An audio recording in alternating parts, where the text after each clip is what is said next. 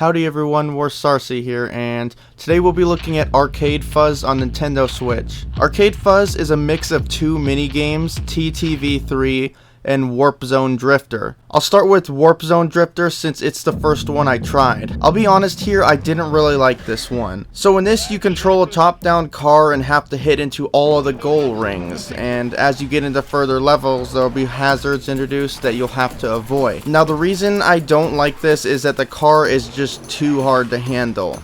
I spent a lot of time, most of my time, just on the first level trying to get the car to actually turn towards where I'm aiming for, which is even more difficult to see where you're turning when the trail you leave behind starts to stack up on itself and makes it more difficult to see which direction you're actually turning to. All of this is made worse when hazards are introduced, as you'll continue to swerve into them or them into you until you die. Moving on to TTV3, while this one isn't an uncommon concept, I can at least say that I like this one. You play as a little robot and your goal is to navigate the robot through the obstacles to any side of the screen to proceed to the next screen and do it again, with it slowly getting more difficult to do so as it'll become more crowded and the environment will move. If you hit into any obstacles, it's game over. There isn't really much else to say about this, as it's a case of what you see is what you get. So I guess in closing I'll say that in my opinion Arcade Fuzz is worth it for TTV3, but not exactly for Warp Zone Drifter, and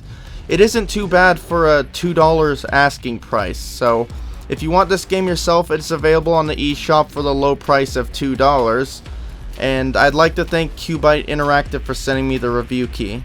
This is Sarcy on the Game Clips channel, and I'm out.